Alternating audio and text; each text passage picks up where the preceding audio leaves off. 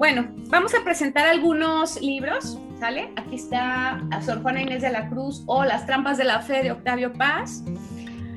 Si no notan mucha pasión en mi recomendación es por el autor, pero el libro es muy bueno, es un libro muy gordo, muy completo, les puede dar una panorámica de lo que fue la vida de Sor Juana.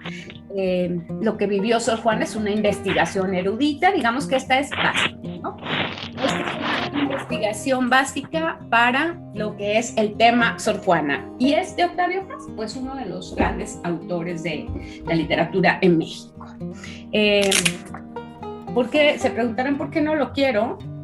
Yo sé que está mal porque los autores tienen que validarse por su obra, pero como quiero mucho a Elena Garro, fue su pareja y no hubo una relación que no hubo un apoyo, aunque luego dicen que sí, pero realmente no. Hay una especie de dolor de género, ¿no? Es un dolor de género lo que me acontece y lo reconozco, y por eso a lo mejor diría otra persona de hablar de Octavio Paz, yo nunca, porque va a estar permeado por esa sensación, por esa emoción, que luego las emociones pues nos nublan la mirada. Acá tenemos también del Fondo de Cultura Económico, de Finezas y Libertad, ¿sí? Estas no son obras escritas por Sor Juana, estas son obras de estudiosos que hablan acerca de Sor Juana. Entonces, de Finezas y Libertad, pues se dedica a explorar la carta atenagórica y lo que generó la respuesta de Sor Filotea. Entonces aquí hay una investigación muy profunda de lo que fue esa carta. Nosotros ya lo veremos. Yo no tenía pensado que lo viéramos hoy porque hoy traía todo un mundo de introducción para Sor Juana, pero lo vamos a hacer de otra manera.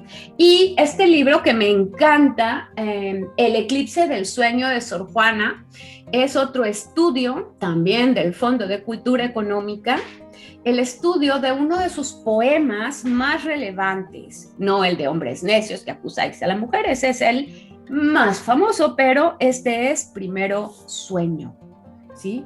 Es más, su obra más relevante. Más bien, hay que quedarnos con, esta es su obra más relevante, Primero Sueño, ¿sí? Si estuviera por acá nuestra querida Mines, astróloga, amaría este poema porque es una mirada al cielo, y en la época de Sor Juana no es que estuviera permitida la astrología, pero la astrología estaba por ahí referida en muchos estudios, ¿no? Como astronomía.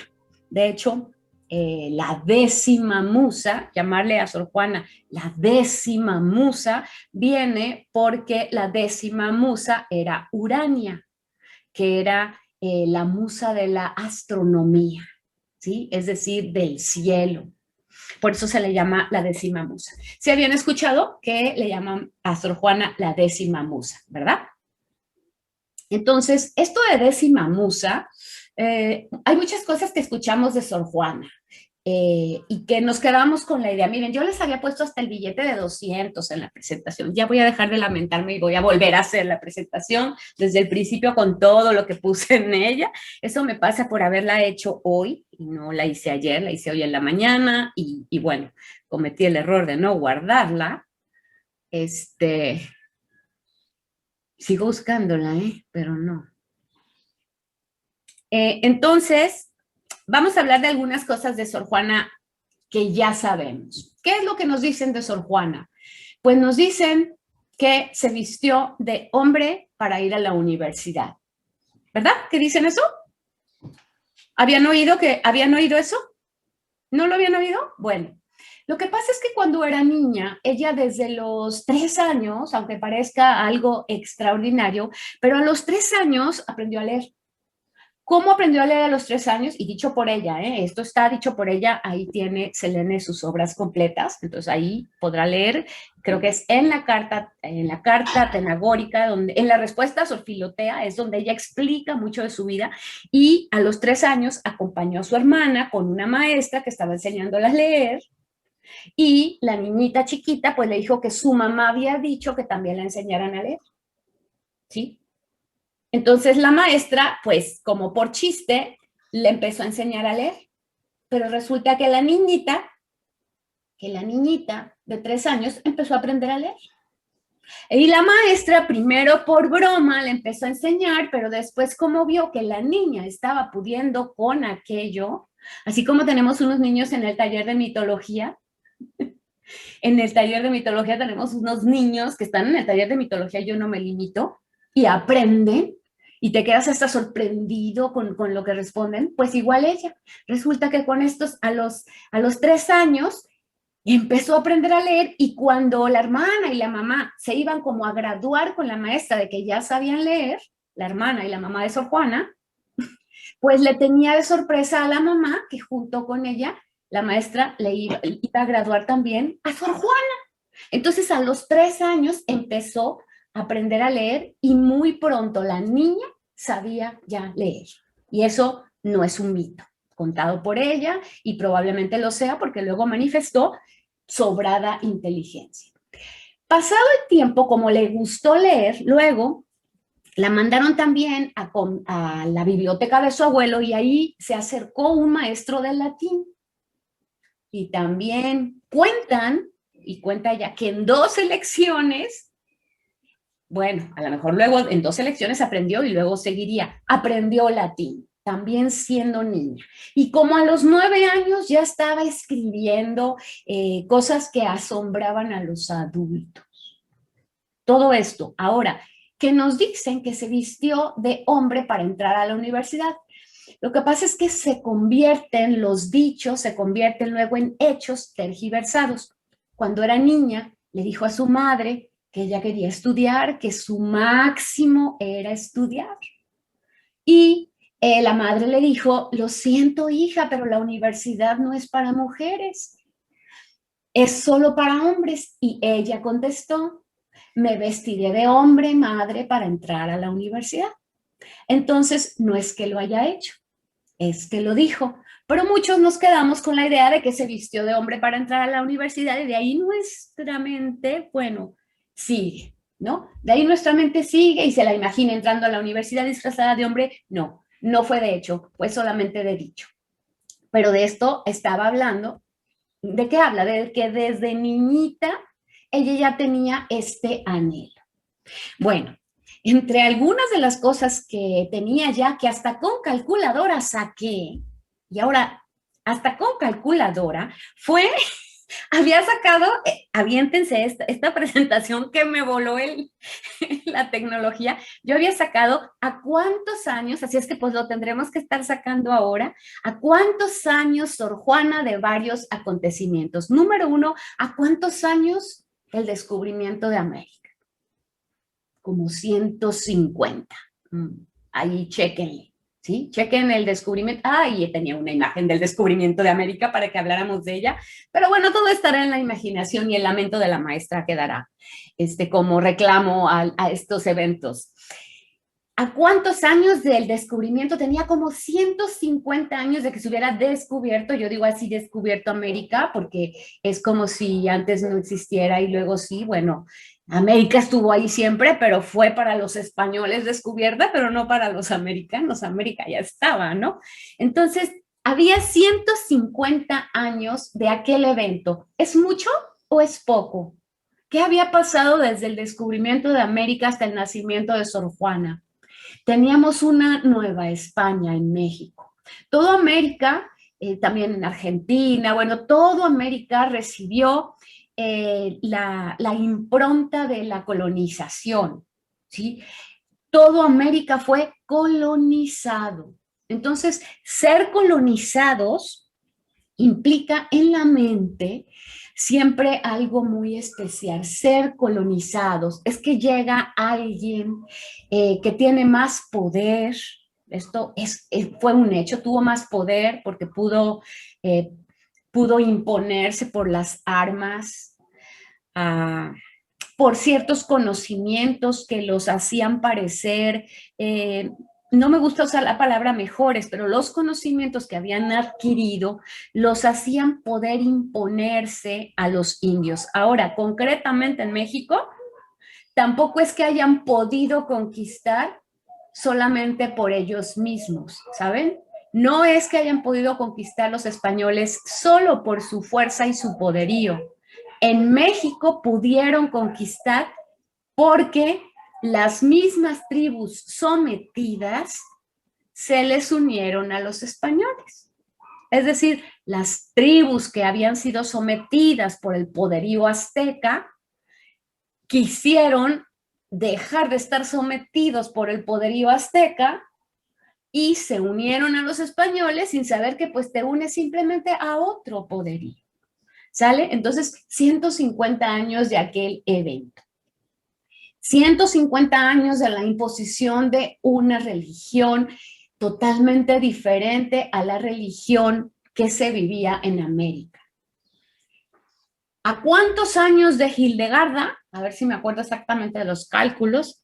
Creo que 550 años de Hildegarda, 1098 Hildegarda, ¿sí? 1098 y Sor Juana 1648, chéquenmele a ver si me acuerdo bien. Entonces, más o menos 550 años de Hildegarda. Todo esto se me hacía importante para platicárselos, ¿no? Porque hay que ubicarnos, hay que ubicar una monja en la Nueva España, hay que ubicarla en una línea cronológica de mujeres escritoras. Entonces son aproximadamente medio siglo de Hildegarda. Luego de Hildegarda y de Eloísa, luego aproximadamente 300 y cacho de Cristina de Pisa, como un siglo y algo de Santa Teresa. ¿Van viendo? ¿Van viendo el tiempo? O sea, 500, 300, 100, a 100 años de Santa Teresa, que fue la que vimos. Y entonces tenemos a la figura que por primera vez en América destaca en literatura y es una mujer. Eso es muy fuerte. Por primera vez en América destaca. ¿Por qué destaca? Porque se llevan su obra a España, quieren salvar su obra.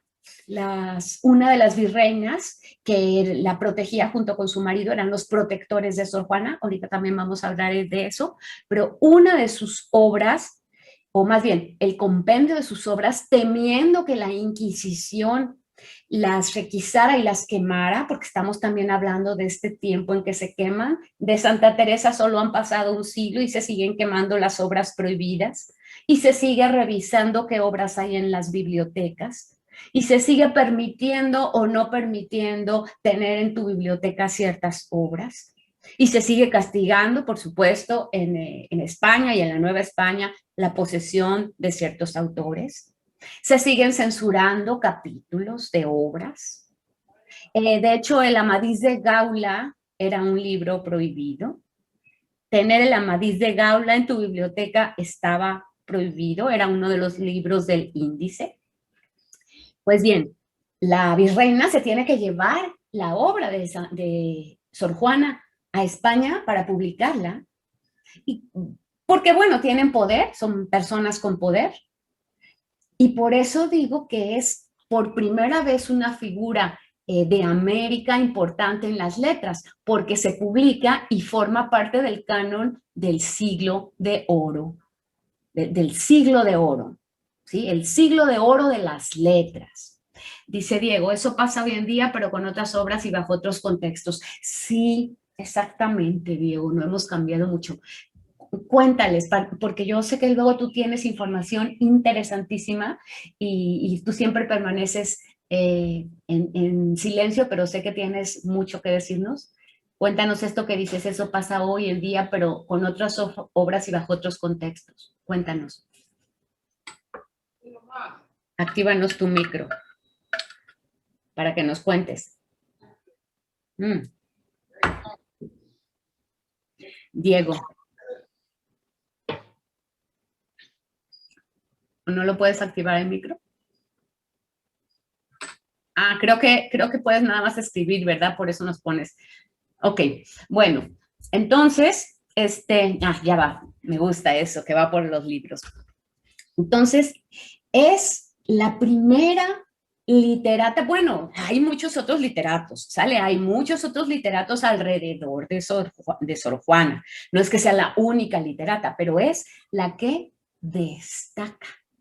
O sea, destaca sobre muchos literatos siendo mujer. Así es que, ojo, ojo con esto, porque ser mujer representaba en esa época, y todavía no crean que se ha liberado de ese estigma, y lo digo en sentido, no creo que sea un estigma, pero así a veces lo pareciera, pero ser mujer en ese momento era como pertenecer a una segunda categoría humana, ¿sí? O sea, ser mujer era pertenecer a una segunda categoría. Desde Aristóteles, que dice que la mujer es un defecto de la naturaleza, se queda esta idea, porque como Aristóteles es Aristóteles, entonces desde Aristóteles se queda esta idea y se la adueñan los padres de la iglesia, la reproducen los padres de la iglesia, les queda bien para toda su teología a los padres de la iglesia, de manera que ya vimos cuánta dificultad tuvieron algunas de las autoras que hemos analizado para abrirse paso, abrirse camino, ¿no? Entonces, es la primera figura. ¿Y quién le llama a la décima musa en su momento, en vida? Es reconocida. Tenemos una autora, es que esto es de una grandeza, tenemos una autora que en vida, porque luego a veces pasa que no es en vida, que se les reconoce, que tienen con posterioridad que hablar de estos autores. Por ejemplo, vemos que Aspasia, ¿han oído hablar de Aspasia? Bueno, pues hay que luego ver Aspasia, ¿no? Aspasia, pareja de Pericles, del gran Pericles. Pues casi no se guarda todo lo que ella dijo o hizo. ¿Y qué era Aspasia? Era lo que entonces podría ser nombrado como historiadora. Era una historiadora, Aspasia, y no conocemos de ella anterior a Heródoto, ¿no? Con posterioridad se ve que varios autores, Platón hablaba de Aspasia, que el gran Pericles parece que se vio muy influido por Aspasia para muchas de sus tomas de decisiones, que vivió, no fue su esposa, porque bueno, ya había tenido otra esposa y hay una crítica acerca de su vida de Aspasia. Estoy retomando esto por lo que hablo de cuántos siglos de ocultamiento de lo que las mujeres literatas estaban aportando, lo que las mujeres, y no literatas, las científicas, las mujeres que estaban acercándose al conocimiento.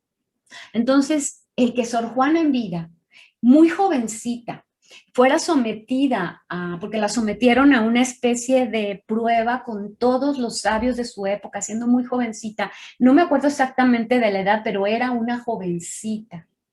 Y fue sometida como a una especie como cuando te van a analizar, ¿cómo les llaman a los que checan tu tesis? ¿Cómo les llaman a los maestros que están ¿Sinodales? los sinodales? Exactamente, exacto, gracias. Como cuando ante unos sinodales le empezaron a hacer un montón de preguntas, pero eran preguntas que aparte buscaban las preguntas más difíciles y siendo una jovencita, casi como la idea esta de Jesús, ¿no? Cuando en el templo los sabios le preguntan.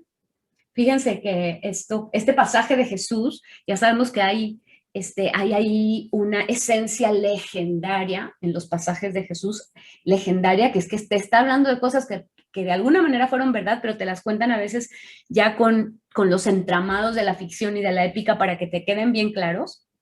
Pero acá ya lo tenemos más cerca y lo tenemos confirmado, que siendo muy niña estuvo ante unos sinodales, le hicieron preguntas, cada uno buscó la pregunta más difícil del tema más complejo y a todos los dejó boquiabiertos, siendo una jovencita. Ahora, ¿por qué? ¿Por qué pasó esto? Ojo, tenía un abuelo con una gran biblioteca. Tenía un abuelo con una gran biblioteca. ¿Se fijan eso qué importante es? Entonces, esta niña, aparte de que aprendió a leer muy chiquita, de que le gustó estudiar, de que luego aprendió latín, porque no es que todo estuviera, a lo mejor la enseñan a escribir, pero a lo mejor no todo estaba en español y menos las grandes obras de los grandes maestros, esas seguramente estaban en latín. Entonces aprende la lengua que escribían los eruditos. Y cuentan que cuando ya entró al convento, les estoy contando cosas así, pero no me estoy yendo por orden, pero bueno, cuando finalmente entra al convento no por vocación, ya vimos que tampoco Eloísa entró al convento por vocación. A Hildegarda la donaron al convento los padres, era el diezmo que donaban al convento. Le gustó el convento, pero Hildegarda pues aprovechó lo que le había tocado, fluyó.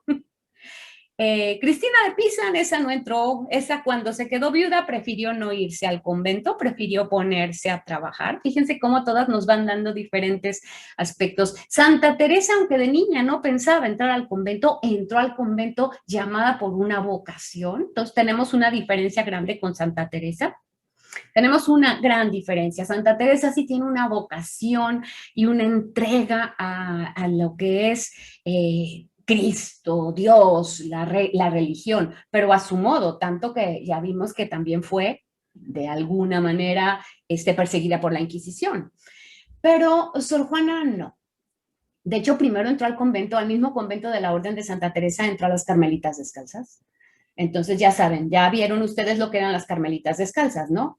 Con Santa Teresa vimos que las Carmelitas Descalzas eran una orden definitivamente que se ajustaba a un rigor y una ascesis extrema, a una pobreza extrema, a un castigo de los lujos corporales, de los lujos en general. ¿Se acuerdan, verdad? Que vimos eso.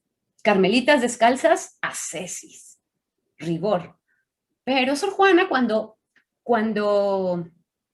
llega el momento de decidir si se ha de casar, ¿sí? Aunque no tenía dote porque su familia no era rica y era hija, es decir, sus padres no se habían casado y el padre desapareció y dejó a la madre con hijos como de dos tipos de parejas, traía algo oscuro en su linaje, ¿sí? Que su nombre era Juana de Asbaje y Ramírez de Santillana, chequenle, trae un Ramírez, de manera que pues no tuvo hijos, pero trae un Ramírez, ¿no? Y ya yo también soy Ramírez. Entonces, no es que no tenía dote, pero se hubiera podido casar muy bien. No crean que no se casó por su oscuro linaje. Cuando le hicieron la prueba a los sinodales, se ganó la simpatía de la corte, porque la corte siempre estaba viendo a ver quién los divertía, ¿sí? Las personas en la corte, ya saben, identifiquen estos personajes que están, los pobres indios trabajando como negros, y los de la corte viendo a ver qué platillo decidían ese día probar nuevo, con qué extravagancia y etcétera, ¿no? Entonces, de alguna manera, un personaje como Sor Juana era muy interesante para la corte. Y antes de ser monja, ella la invitaron a la corte y tuvo dos virreinas que la protegieron, ¿sí? Una virreina fue en su juventud, la protegió, la invitó a la corte y dijo, si tú te quieres casar, tú no te preocupes por la dote. Yo te voy a conseguir la dote. O sea, tú a mí pídeme lo que quieras, ¿sale?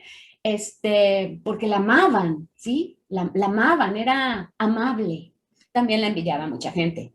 Están estos dos extremos en las personas geniales, las aman y las envidian. Lo que pasa es que la envidia es la otra cara de la admiración. Admiras, pero no te animas, no te animas a decir, wow, prefieres envidiar y te pasas al otro lado. Es triste, pero la envidia es otra forma de admiración. Entonces, ella se hubiera podido casar. ¿Pero qué creen que dice? A lo mejor saben. Ay, no, si me caso, ¿qué me va a esperar? Los niños no me van a dejar leer. Van a andar rondándome, el montón de niños van a andar rondándome y a qué horas voy a poder yo leer. O sea, ya a esa edad, ya jovencita, 17 años, Está ya pensando que pues observa todo a su alrededor, ¿no? Me imagino que observaba el jugueteo de los niños, la risa y todo, y no es que los despreciara, pero ella quería leer, ella buscaba el silencio. Entonces dijo, no, yo mejor, ¿qué me queda? Pues, ¿qué le quedaba? Le quedaba ser concubina y no quería, porque no era bien visto ser concubina para nada. Le quedaba ser prostituta, que tampoco quería. Eh, había una diferencia entre concubina y prostituta. Y le quedaba el convento. Ya saben, lo vimos también con Santa Teresa, que había mucha gente que se iba al convento porque era una de las opciones. No se metían al convento. Exacto como Eloísa tampoco quería el matrimonio. Exacto, sí. Tampoco Eloísa quería el matrimonio, porque quería una cierta libertad y también Eloísa era estudiosa. Bueno, pues dice, no, mejor me meto de monja. Y se metió con las carmelitas descalzas y no aguantó. Entonces hay que conocer a nuestro personaje bien, enteramente. Así como Santa Teresa, ya saben que se azotaba, se ponía cilicios y bueno, entre menos cosas tuviera mejor. Acá no. Bueno, pero el libro sí que tenía Santa Teresa, con eso sí que no que se limitó. Pero acá, con las carmelitas descalzas, dijo, ay no, yo no puedo. Y aparte no me dejan tener, ella quería tener un montón de, la gente le regalaba cosas, es decir, en la corte les encantaba todo lo que sabía y le regalaban cosas, pero eran cosas de ciencia, ¿sí? Le regalaban un espejo, una vez le regalaron una como penacho parecido al de Moctezuma, le regalaban cosas muy extravagantes. ¿Se acuerdan que siempre sale con un medallón? Vamos a hablar del medallón. Yo traía las imágenes del medallón y del museo donde está el medallón. Sigo lamentándome, por supuesto, pero me cae que me cae que la voy a volver a hacer íntegra la presentación. Ese medallón la han visto, ¿no? Con el medallón. Bueno, por supuesto que las pinturas con el medallón son posteriores, porque era un medalloncito que le regaló una de las virreinas, pero el medallón así grandote. Luego hablamos del medallón que está expuesto y que ni siquiera sabemos realmente si fue de ella. ¿Ya vieron como con Santa Teresa que le cortaron el brazo, el dedo, la mano, la mandíbula y ahí andaban todas sus reliquias por todos lados? Pues acá no la despedazaron, no la destazaron, pero parece que el medallón luego dijeron, hemos encontrado el medallón. ¿Quién sabe? Puras patrañas creo, pero es porque los objetos, lo tangible, lo que tocamos, a veces nos acerca, ¿no? O sea, lo tocas, porque yo siempre les traigo la bibliografía que se las tengo que enseñar, que podría ponérselas en la presentación, algunas veces lo hago, porque es como tocar el libro, como saber que voy a estar en el libro. Sí, este libro es una preciosidad, ¿eh? Este libro, bueno, ya hablaremos de él porque le vamos a dar 3 sesiones a Sor Juana y ya hablaremos de lo interesante que es la exploración de primero sueño. Bueno, entonces volvemos. ¿Hasta aquí hay preguntas? ¿No? ¿O comentarios? ¿O le sigo? Bueno, entonces siendo muy niña, ya saben, aprendió a leer, aprendió latín, entró a la corte, empezó a sorprender a todos, decide entrar de monja, llega con las carmelitas descalzas, yo aquí no, mejor me voy con las monjas de San Jerónimo. Las monjas de San Jerónimo tenían más chance para las personas que ingresaban a la orden. ¿Cuál era la chance? Bueno, ya lo cuenta acá, lo cuenta Octavio Paz, que el convento pues no tenía mucho de convento, bueno, sí tenía de convento en el sentido de que, por supuesto, tenían que rezar, tenían que estar con sus hábitos, tenían que usar un velo cuando las venían a visitar la alta curia, tenían que bajarse el velo, no les podían ver el rostro. ¿A quién se parecían? Que no les podían ver el rostro. Siglo 2021 y por ahí hay todavía gente que tiene que ocultar el rostro, ¿no? Pues miren, ¿de dónde vendrán desde dónde vendrá esta idea? De que la mujer tiene que ocultarse el rostro. ¿Saben que tiene desde antes de Cristo esta satanización de lo femenino? Lo estamos viendo en el taller de mitología. Pero bueno, volviendo a Sor Juana, decide que el convento de San Jerónimo le encanta porque puede tener una celda de 2 pisos y arriba toda su biblioteca con 4,000 libros. 4,000 libros. A ver, y no eran nuestros 4,000 libros, porque nuestros 4,000 libros, yo, o sea, en físico, más o menos es lo que tengo en físico, pero mis 4,000 libros no son los 4,000 libros de Sor Juana. ¿Por qué? Porque yo de repente tengo novelas, de repente tengo literatura infantil. No, esos 4,000 libros eran la concentración del saber de la época, ¿sí? Era, digamos, que bueno, ya sé, hay que tomar en cuenta que algunos libros no los podía tener, pero se cree que conseguía algunos de los libros prohibidos, ¿sí? Porque encontraban la manera por ahí ¿sí? Se cree que consiguió algunos de los libros prohibidos. ¿Qué era prohibido? Pues que si, por ejemplo, alguno de los autores, si, si alguno de los autores estaba hablando de Lutero para explicar en qué consistía el luteranismo, ese capítulo en donde explicaba en qué consistía, ese capítulo, se lo censuraban. ¿Por qué nada más estoy explicando? No, es que no tienen ni que hablar de eso. Piquito cerrado. Ni lo menciones para que a la gente ni le entre, ni le llegue, ni le llegue que eso existe. ¿Qué tal?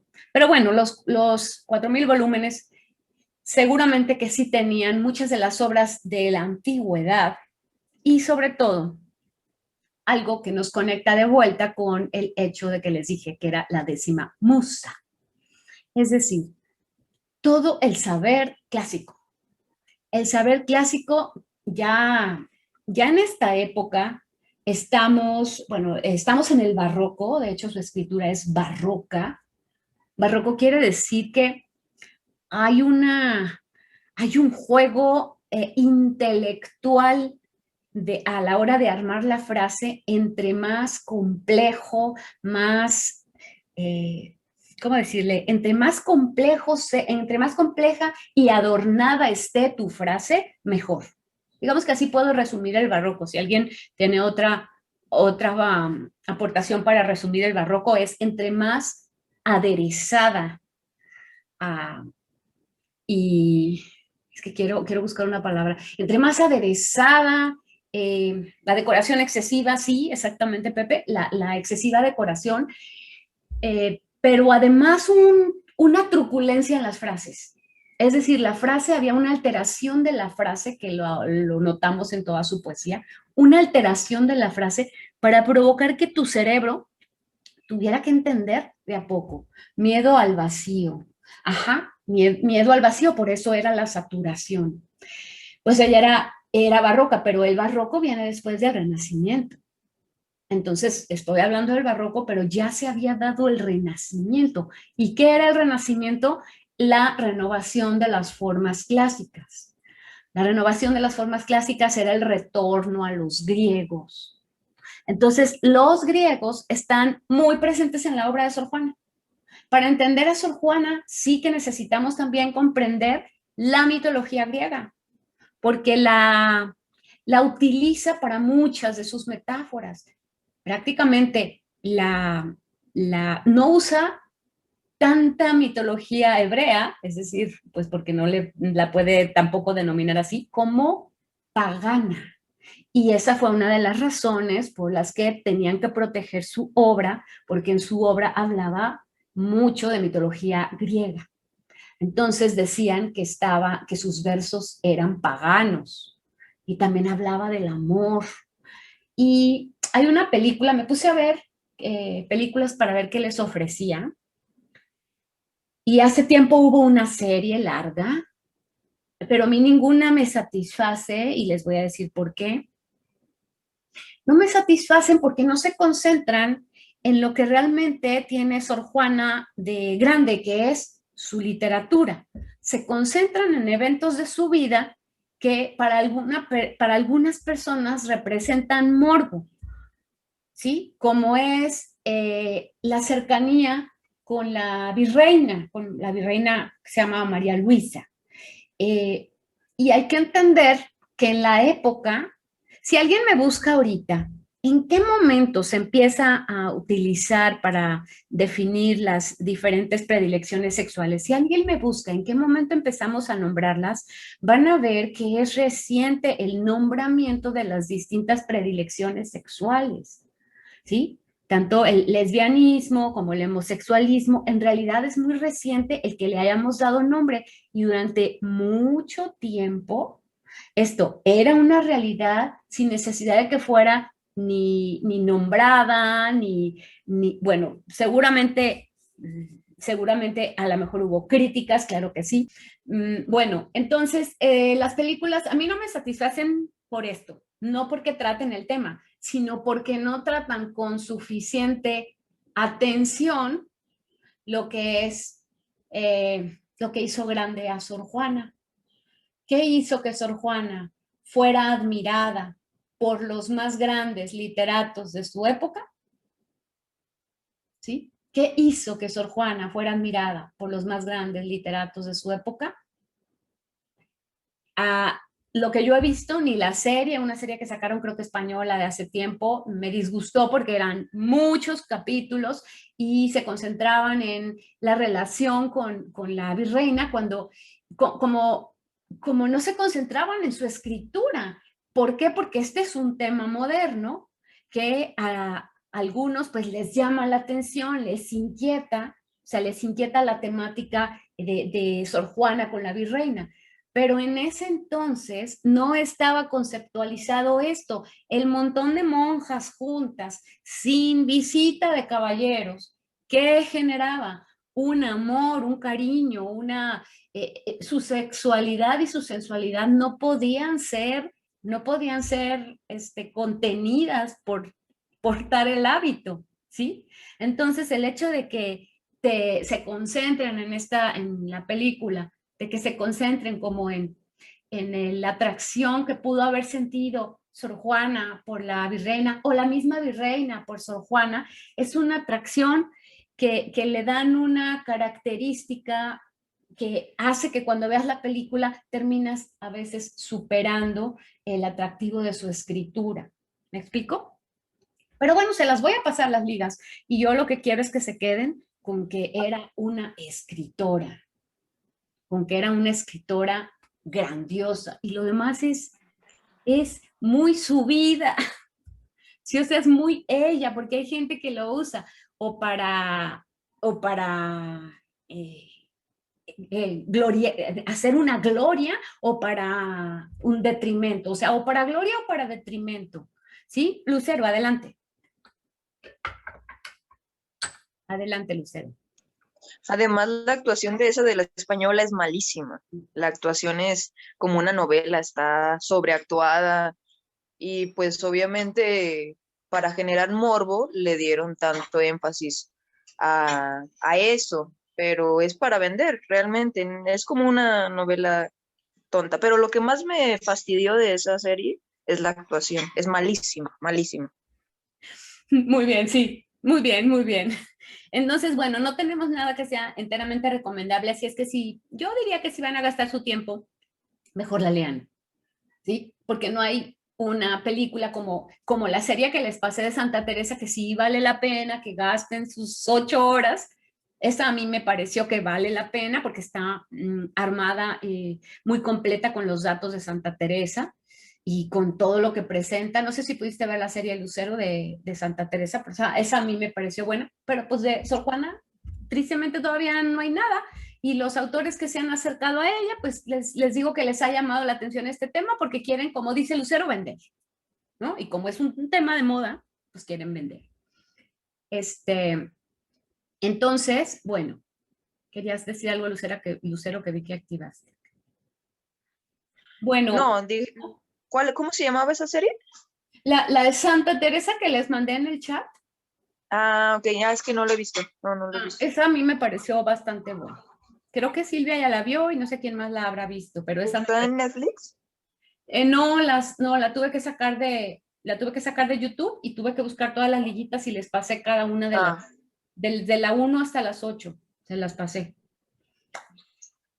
Esa me parece buena. No la película, sino los diferentes capítulos que sacó, creo que fue la 2 la que sacó esta. Bueno, volviendo entonces, porque ahora necesito que ustedes, de todo esto que yo estoy diciendo, me comenten y leer un poco también de lo que había puesto algunos poemas de Santa Teresa, de Santa Teresa, perdón, de Sor Juana.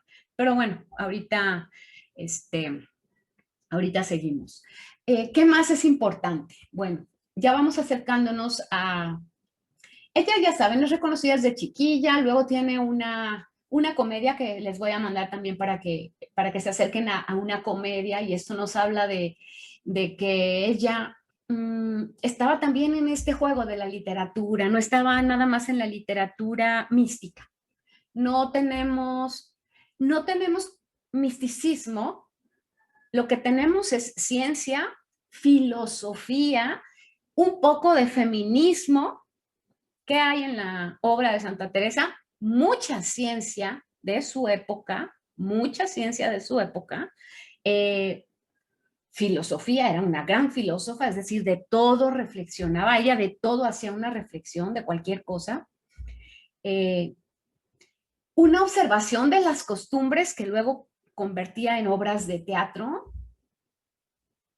Y lo más importante es que se le ocurrió, lo más importante y terrible para ella y para su fin, fue que se le ocurrió, fue víctima también fue víctima de, ¿cómo llamarle? De los conciliábulos que se generan en el poder. Como era una mujer muy vista, era muy vista por las altas élites y muy protegida por los virreyes. Cuando los virreyes ya se van, se los llevan y queda ella desprotegida, la usan para intrigar los eclesiásticos, ¿sí? Los eclesiásticos que están queriendo, bueno, ya saben, ay, yo quiero el puesto que tiene acá el obispo. Bueno, estos usan a Sor Juana para que escriba una, una reflexión en torno a un sermón que dio un padre llamado el padre Vieira. Entonces es un sermón donde, bueno, pues a veces sermoneaban sin ponerse a reflexionar. Y luego suele suceder que los sermones no están dictados por una reflexión, sino por el dogma. Que los sermones están dictados por una especie de repetición en automático de verdades. Entonces ella se pone a hacer una reflexión acerca de la palabra finezas. Se le llama a esta reflexión la carta atenagórica, probablemente de Atenas, ¿sí? de Atenea, perdón, atenagórica de Atenas, que era la diosa de la sabiduría. Esta carta atenagórica, pues la escribe, era también tenía su buen ego. Pues claro, si llevaban a visitarla allí al convento todos para oírla hablar, para oírla opinar, ella detrás de su celda, porque bueno, les ponían ahí unas especies de, como a los presos, pero ella con su sillón todo bonito. Esto lo cuenta Octavio Paz. Eran unos sillones de terciopelo, unas mesas llenas de la vajilla, todo, se podían llevar la vajilla de su casa. Y como ella le regalaban, ya les dije, 1000 cosas, todo el mundo que la quería, en la corte, le llevaban regalos para simpatizar con ella. Entonces ella tenía su montón de chucherías. Y cuando la llegaban a visitar, pues ella ahí se sentaba en su sillón, escucha, y los otros afuera de la celda, pero pues frente a frente, separados nada más por unas rejitas, y se ponían los señores más intelectuales de la época a discutir, y ella querían su opinión, siempre querían su opinión. Entonces, ¿quién sería esa mujer? Por eso les digo que esto debió de haberse esto debe de quedar como en las obras que se hagan de Sor Juana, en las películas, debe quedar como, a ver, el impacto que una mujer monja tenía en los intelectuales, que estaban también hasta preocupados porque se protegieran sus obras. ¿Esto qué nos dice? De verdad. Igual vean la película para que ustedes también juzguen por sí mismas. Entonces, lo que a Santa Teresa le chocaba, a Sor Juana le encantaba. Así es que hay que conocerlas como son, ¿sale? Sin juicio. Lo que a Santa Teresa le chocaba, que era que anduvieran yéndolas a visitar nada más para la cuestión de las tertulias y las charlas y la presunción, a Sor Juana le encantaba. Y ya de jovencilla tuvo sus escarceos amorosos. Y, o sea, también tuvo por ahí sus sus amadores, sus admiradores, y le gustaba tener sus admiradores, y ya de monjita también, claro que le gustaba que la admiraran, le gustaba que la admiraran, por eso su final es aún más trágico. Entonces les digo que la usaron a Sor Juana para intrigar en los asuntos de la iglesia, y le dijeron que si podía ella escribir, hacer un escrito con reflexiones acerca de ese sermón. El sermón de lo que trataba era de la fineza de Cristo, ¿no? Lo vamos a explorar más ampliamente en otra clase, porque tendrán que, a lo mejor les voy a mandar el audio de la carta atenagórica. Está muy bien leído, vale la pena, para que ustedes escuchen esta ironía con la que ella escribe acerca del sermón y acerca de lo que había dicho de las finezas de Jesucristo, y cómo ella juzga que las finezas que tuvo Jesús para los humanos no son las que dice el padre Vieira. Y ella se pone a decir cuál es la verdadera fineza de Jesús. Teología pura. Entonces, osó teologizar. Todo lo que había hecho antes eran comedias, versos amorosos, cuestiones que agradaban a la corte, inclusive sonetos que muchos dicen que son de amor a la virreina, igual que a Safo le dijeron lo mismo, que eran sonetos de amor para sus alumnas. Bueno, es como si yo, cuando nos mandamos un mensajito que les pongo, te quiero mucho, hasta ya de allí, yo con las alumnas. Más o menos así se las hicieron a Safo y se las hicieron a Sor Juan, ¿no? Entonces, para que cuidemos, cuando nos decimos te quiero mucho, cuidado. Pues esta mentada carta, ella la escribe y no piensa publicarla, porque se metió con teología por primera vez. Por primera vez ya no era hombres necios que acusáis a la mujer sin razón, sin ver que sois la ocasión de lo mismo que culpáis. Si con desigual desdén a una tratáis por cruel y a otra por ingrata juzgáis, ¿por qué queréis que obren bien? Si las incitáis al mal. No, ya no estaba criticando a los hombres que oían estos sonetos y decían, ay, nos odia, pero seguían haciendo lo mismo. Ahora dicen que usaron el término hater de los hombres. No, estaba simplemente exponiendo una cuestión como muy lógica de la naturaleza masculina que se mueve en un patriarcado, ¿no? Ya no estaba con sus sonetos, con su amor a la marquesa, o con todas estas coplas preciosas, estas redondillas, estos sonetos. Escribió toda una carta de sabiduría, reflexionando que el padre Vieira, respetadísimo y admiradísimo por varios miembros de la curia, no había reflexionado en lo que dijo. ¿Se dan cuenta de que esto fue terrible? ¿Eh? Pero no hubiera pasado nada ni si solo escribe esa carta para su círculo de admiradores que iban a escucharla y querían leer lo que decía. El problema fue que alguien, luego ahora han dicho de unos, de otros, se llevó la carta a imprimir. Se imprime la carta. Y cuando se imprime la carta, pues ya no está nada más ahí en boca de sus cercanos, que seguramente algunos de sus cercanos también la envidiaban, porque de dónde salió que la carta terminó publicada y se ganó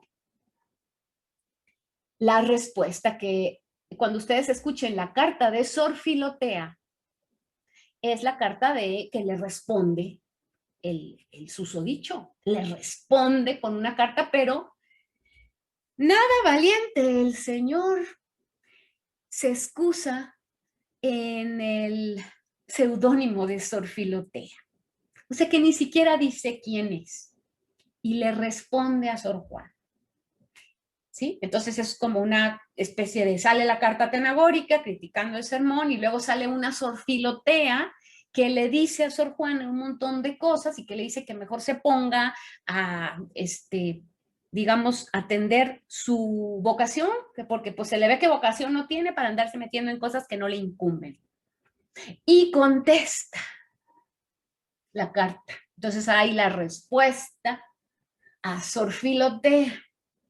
Así es que tenemos primero la carta atenagórica para que no se vayan a hacer bolas, primero la carta atenagórica, luego la respuesta de Sor Filotea y luego la respuesta a Sor Filotea. Y después de eso, preparen las lágrimas. Preparen las lágrimas, el pañuelito cerca. No sabemos por qué, pero sus 4,000 libros y su montón de chunches, su mundo, su astrolabio, su telescopio, sus espejos, sus clepsidras, su penacho, todo lo que tenía, sus 4,000 libros y todo, ha de regalarlo para que lo vendan para los pobres.